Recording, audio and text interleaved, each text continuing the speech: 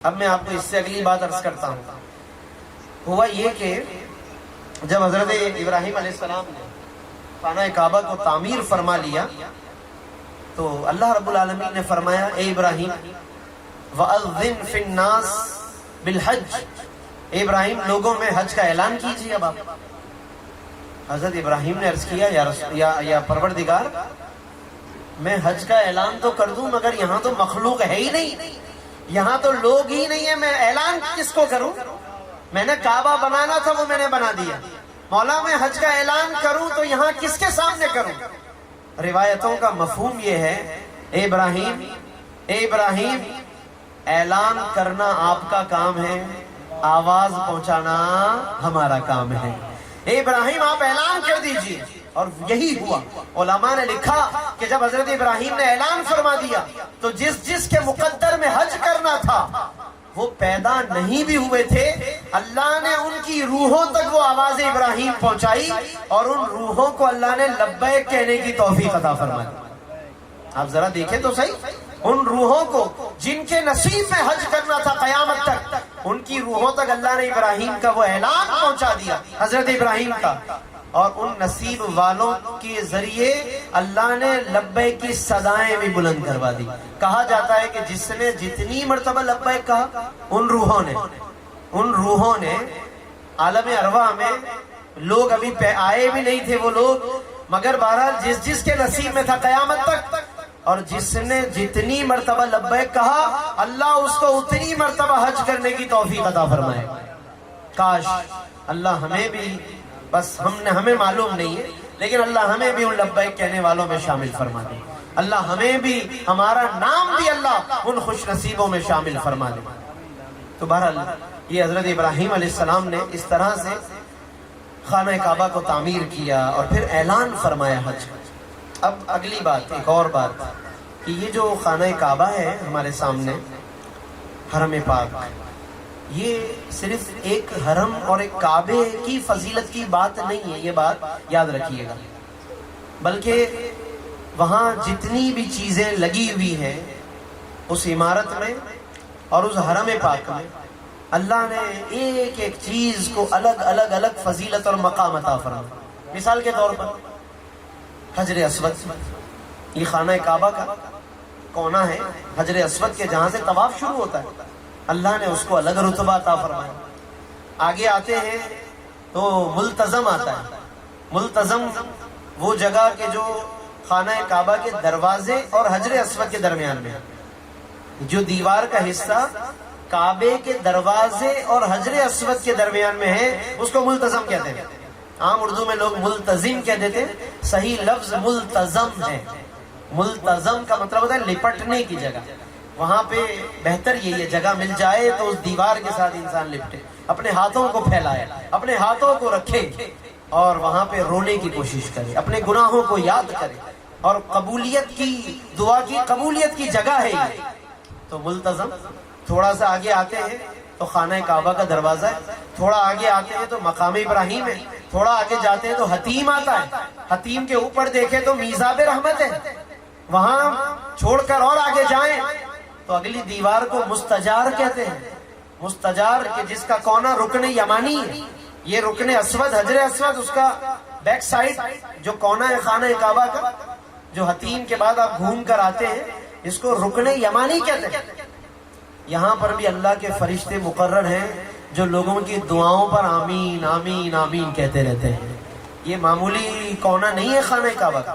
پھر آگے آتے ہیں تو یہ پوری دیوار مستجاب کہلاتی ہے، یعنی میزاب رحمت کا بیک سائڈ، ادھر میزاب حتیم ہے، ادھر گھوم کر آ جائیے کہ جس کے بعد حجر اسود ہے، جہاں پہ حجر اسود والوں کی لائن لگتی ہے زیارت کے لیے، جو تمنا میں کھڑے ہیں، یہ دیوار پوری مستجاب کہلاتی ہے۔ کیوں کہ فرمایا کہ یہاں پر 70,000 فرشتے مقرر ہیں جو صرف حاجیوں کی دعاؤں پہ آمین کہتے رہتے ہیں۔ رکن یمانی سے لے کر حجر اسود تک فرشتوں کی آمین کا سلسلہ رہتا ہے۔ تو اب آپ نے دیکھا کہ یہ پورا جو خانہ کعبہ ہے یہ برکتوں سے مالا مال ہے۔ اور میں آپ کو حتیم کی بات بلکہ عرض کروں، اور ساری تفصیلات تو اور بہت زیادہ ہے، میں حتیم کی بات عرض کروں کیونکہ اس میں اللہ کی بہت بڑی عنایت ہے ہم گناہ گاروں کا۔ حضرت سیدہ عائشہ رضی اللہ عنہا کی بڑی زبردست روایت ہے، حدیث ہے، وہ فرماتی ہیں کہ میں اکثر چاہتی تھی، کوشش کرتی تھی کہ کعبے کے اندر جا کر نوافل ادا کروں۔ میں خواہش رکھا ہے، ہر ایک کی خواہش ہوتی ہے کہ خانہ کعبہ کے اندر جانے کا موقع مل جائے اور کعبے کے اندر بھی زیارت نصیب ہو جائے، وہاں بھی نفل پڑھنا نصیب ہو جائے۔ سیدہ عائشہ صدیقہ فرماتی ہیں کہ ایک دن نبی کریم صلی اللہ علیہ وسلم نے میرا ہاتھ پکڑا اور حضور علیہ السلام مجھے ساتھ لے کر چلتے ہوئے حتیم میں لے کر آ گئے۔ حتیم میزاب رحمت جہاں لگائے اور حتیم کی وہ دیوار بنی ہوئی چھوٹی، اس حتیم کے اندر حضور علیہ السلام مجھے لے کر آئے اور فرمایا اے عائشہ، جب بھی کعبے کے اندر نماز پڑھنے کا دل چاہے نا تو حتیم میں آ جایا کرو، حتیم میں نماز پڑھنا کعبے کے اندر نماز کے برابر شمار کیا جاتا ہے۔ یہ دیکھیے اللہ کو معلوم تھا نا کہ ایک زمانہ ایک وقت ایسا آئے گا کہ کعبے میں جانا ہر ایک کو میسر نہیں آئے گا، بہت مشکل بنا دیا جائے گا اس معاملے کو۔ کعبے کا دروازہ کچھ خاص لوگوں کے لیے کھولا جائے گا، کچھ بڑے لوگوں کے لیے کھولا جائے گا، اور اس وقت جو وہاں پہ موجود ہوں گے صرف انہیں جانا نصیب ہوگا، اور باقی اتنے سارے جو زائرین آتے ہیں وہ کعبے کے اندر نہیں جا پائیں گے۔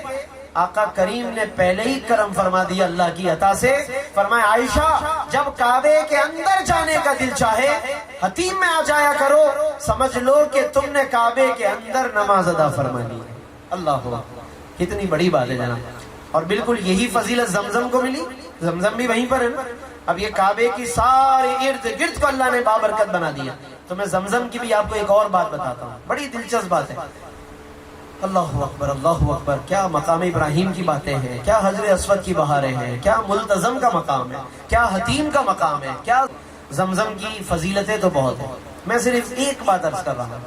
ایک دن حضور علیہ السلام تشریف فرما تھے حرم میں، کعبے میں، صحابہ سے فرمایا کہ ایک ڈول بھر کر لے کر آؤ، زمزم کا ایک ڈول بھر کے لے کر آؤ، کیونکہ وہ کنواں تھا، جیسے اب بھی کنواں ہے لیکن اب اس کو بند کر کے لائنیں دے دی گئی ہیں پانی کی، اور پانی ہمیں کولروں میں مل جاتا ہے پہلے تو، اور اب سے کافی برسوں پہلے تک بھی لوگ ڈول کے ذریعے سے زمزم نکالا کرتے تھے، اور کیا اس کی کیفیت ہی الگ ہے، اس کی بات ہی الگ ہے۔ اللہ اکبر۔ حضور علیہ السلام نے صحابہ سے فرمایا کہ ایک ڈول زمزم کا بھر کر لے کر آؤ۔ صحابہ کہتے ہیں کہ ہم ایک ڈول بھر کے لے کر آ گئے، اور اس کے بعد حضور علیہ السلام نے کلی فرمانے کے لیے اس میں سے اپنے دستے مبارک سے پانی لیا اس ڈول میں سے، اور اپنے دہن مبارک میں یعنی منہ میں وہ پانی لیا۔ اب دیکھنے والوں کو تو بظاہر یہی لگا ہوگا کہ حضور زمزم پی جائیں گے، زمزم نوش فرمائیں گے، لیکن اللہ اکبر، آقا کریم نے وہ زمزم پیا نہیں، بلکہ حضور علیہ السلام نے اپنے دہن مبارک سے اسی ڈول میں کلی فرما دی۔ اچھا، اب اس کے بعد اگلا گمان کیا آتا ہے کہ حضور یہ فرمائیں گے صحابہ سے کہ آپ لوگ پی لو اس کو، میں نے اس میں کلی کر دیا، اب آپ لوگ تبرک بن گیا، برکت ہو گئی، اب اس کو پی لو یا بانٹ دو۔ لیکن آج حضور نے یہ بھی نہیں کیا۔ اللہ اکبر۔ آقا نے کیا کیا؟ فرمایا یہ ڈول اٹھاؤ اور زمزم کے کنویں کے اندر جا کر بہا دو اس کو، زمزم کے کنویں کے اندر جا کر ڈال دو۔ معلوم ہے کیوں؟ علماء اس کی تشریح کے اندر فرماتے ہیں کہ اصل بات یہ تھی کہ حضور علیہ السلام کا بچا ہوا پانی صحابہ کو تو مل جاتا تھا، آقا نے چاہا کہ بعد میں آنے والوں کو بھی میرا بچا ہوا پانی مل جائے، آقا نے زمزم کے اندر کلی فرما کر اس کو آنے والی امت کے لیے اپنا بچا ہوا پانی بنا دیا ہے۔ یہ زمزم کی کیا شان ہے، اللہ اکبر۔ اس میں یعنی کئی نسبتیں ہیں۔ حضرت جبریل آئے، انہوں نے زمین پر اپنا پر مارا تو زمزم کا کنواں اور پانی یعنی پانی کا چشمہ نکل آیا۔ حضرت اسماعیل علیہ السلام وہاں پر بے قرار تھے اور وہیں پر سمجھ لیں کہ لیٹے ہوئے تھے، اور پانی کی ان کو طلب تھی، بی بی ہاجرہ صفا مروہ پہ تھی، وہ پانی کی تلاش میں گئی، ادھر حضرت اسماعیل پانی کے لیے بے قراری کے عالم میں تھے، اور اللہ نے حضرت جبریل امین کو بھیجا۔ اچھا، بعض لوگ یہ سمجھتے ہیں کہ حضرت اسماعیل کے پاؤں کو رگڑنے سے زمزم نکلا، یہ لوگوں میں مشہور ہے یہ بات، لیکن جو پوری بات ہے وہ اس طرح ہے، جو حدیث میں بخاری کے اندر ہے یہ بات کہ حضرت اسماعیل علیہ السلام رونے لگے اور رو رہے تھے، پانی کی طلب میں تھے، اور پھر جبریل امین کو اللہ نے بھیجا، انہوں نے بالکل انہی کے قدموں میں اسی قریبی جگہ پر جہاں اسماعیل علیہ السلام تھے وہیں پر قریبی جگہ پر انہوں نے اپنا پر زمین پہ مارا، اور ان کے پر مارنے سے زمین شق ہوئی اور اس سے پانی کا چشمہ نکل آیا۔ ادھر پانی کا چشمہ نکل کر بہنے لگا، پانی ادھر ادھر پھیلنے لگا۔ اسی دوران بی بی ہاجرہ واپس آئیں یہ سوچ کر کہ پانی تو کہیں مل ہی نہیں رہا، یہاں آئیں تو حیران رہ گئی کہ یہ سارا پانی کہاں سے آیا، اور یہ بڑھتا جا رہا تھا بڑھتا جا رہا تھا۔ تو تب بی بی ہاجرہ نے فرمایا زم زم، یعنی ٹھہر جا ٹھہر جا۔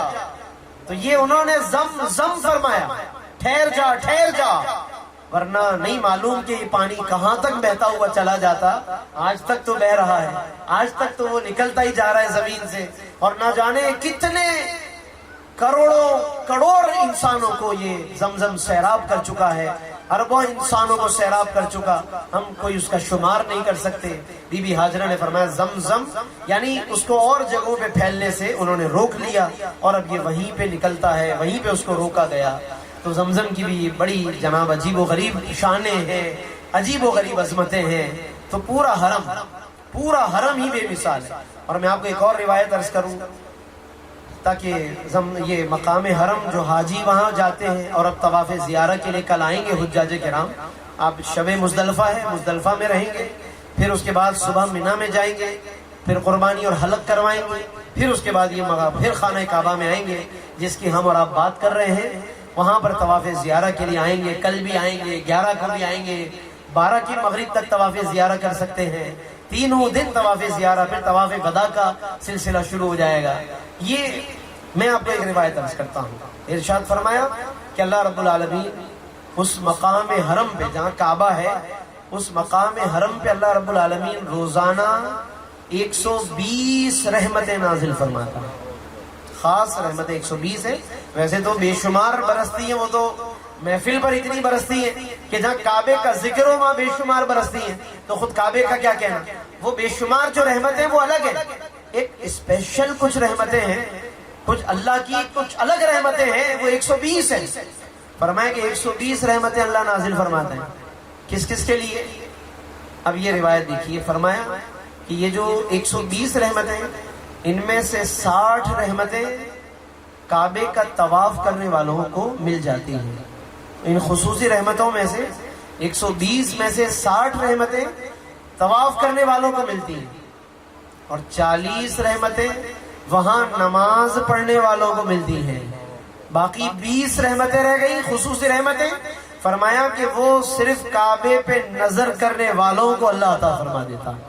جو وہاں بیٹھے کعبے پہ نظر جمائے ہوئے ہیں، جو کعبے کو دیکھ رہے ہیں، اللہ انہیں بھی خصوصی رحمتوں میں شامل فرما دیتا ہے۔ تو دوستو یہ مقام حرم ہے۔